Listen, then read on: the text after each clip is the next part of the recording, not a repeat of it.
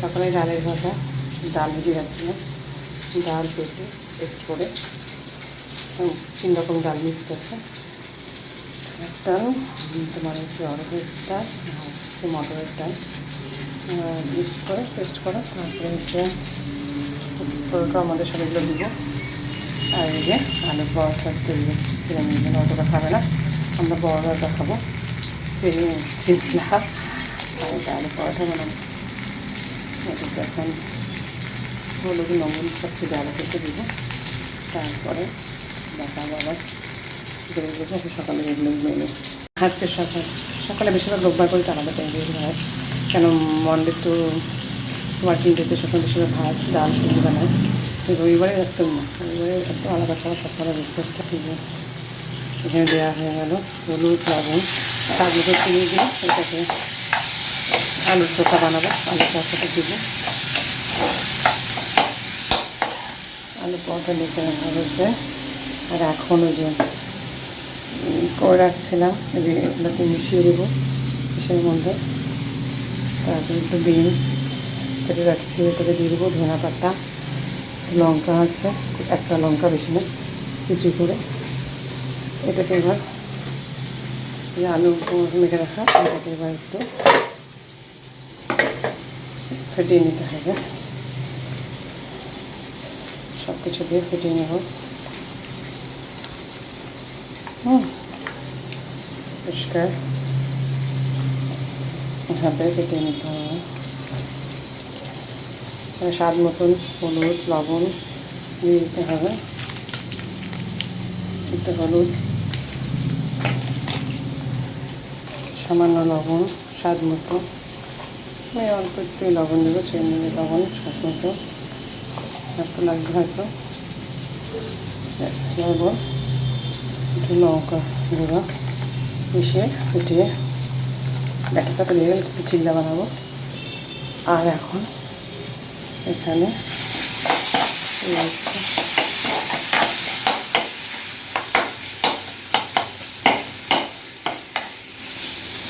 রাখতে হবে শিখে। তারপরে আবার দেখা যায় এখন সব মোটামুটি হচ্ছে একটা চিল্লা। এবার এই যে আর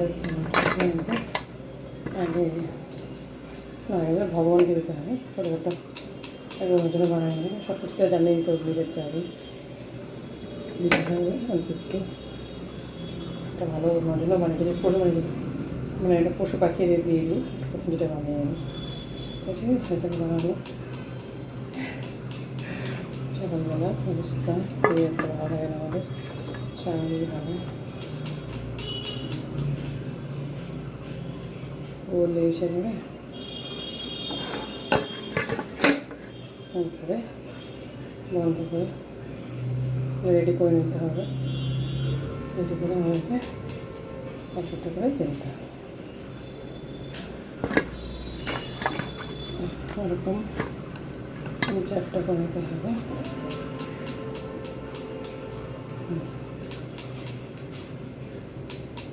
এত জিনিস লাগবে না, এটা করে নিতে হবে।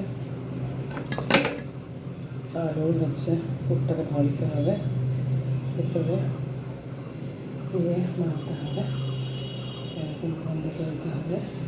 কড়াইটা বেরবো একটা হচ্ছে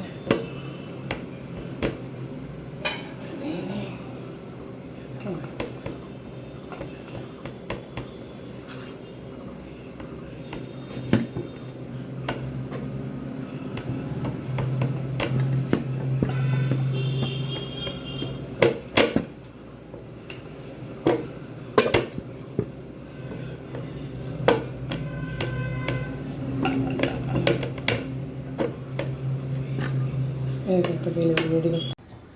এবার চিল্লা বানাচ্ছে, তার আগে একটু তেল দিয়ে দিতে হবে, অল্প একটু তেল, ওটাকে করে নিয়ে নিতে হবে তেলটাকে।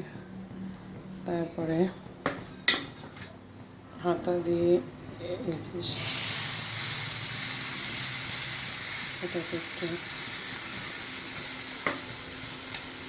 অল্প অল্প করে এটা দিয়ে প্রেস করে দিতে হবে, করে দিতে হবে।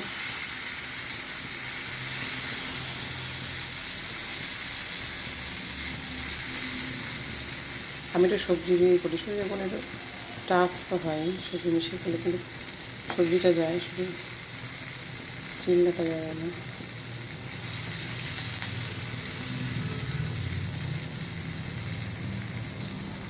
এটাকে মিক্সি করে দিতে হবে।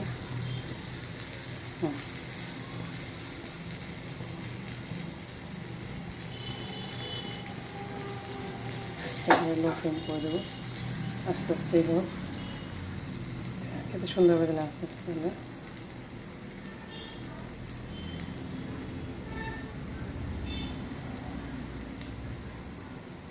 ওপরে পুরো কাঁটাটা শুকিয়ে আসবে, তারপরে উল্টাবো, নাহলে এসে হয়ে যাবে। পুরোটা শুকিয়ে আসো,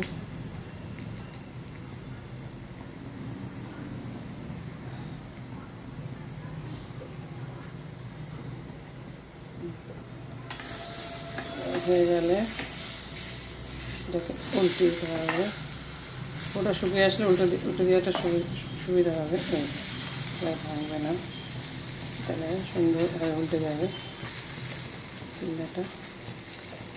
উপাসটাকে দিয়ে নিতে হবে, উপাসটা করে ভাজা হয়ে গেছে, তাই এপিট একটু ওপিট দুপিট করে নিতে হবে।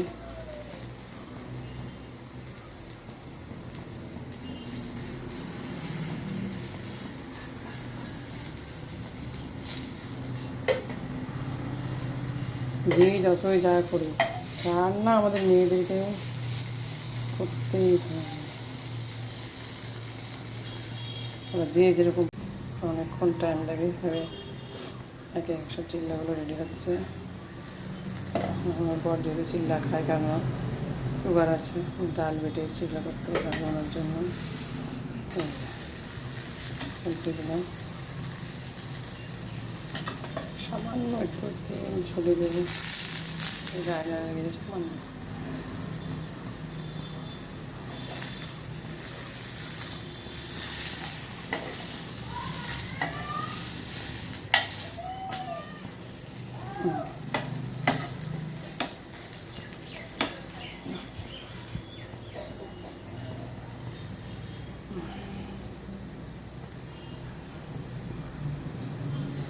হয়ে গেলে নামিয়ে নেবো, তারপর পরোটাগুলো ভাজবো এর জন্য।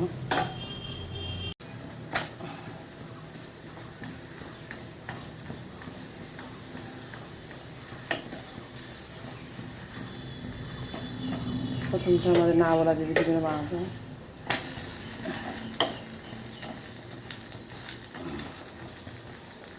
পরোটা চেপে আস্তে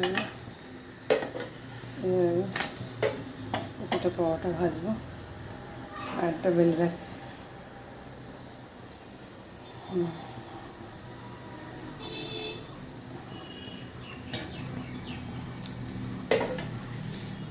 পরোটাটা বন্ধ হয়ে গেল, এটা এভাবে একা একা একটা পরোটা ভাজবো।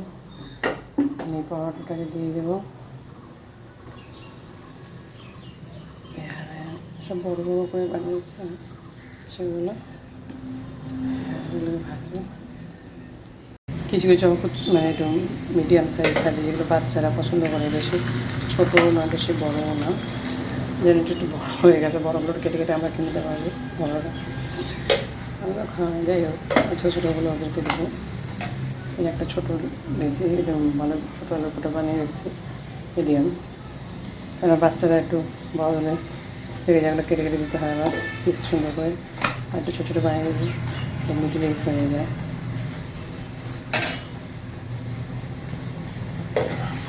কিছু ছোটো কিছু বড়ো বানিয়ে নিই নিজের সুবিধার জন্য,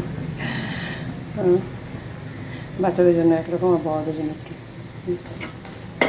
বাচ্চারা বড় হলে রেগে যাবে, একটু সুন্দর করে না দিলে আর খেতে চায় না। ওদেরগুলো স্পেশালি সুন্দর করে বানাতে হয়।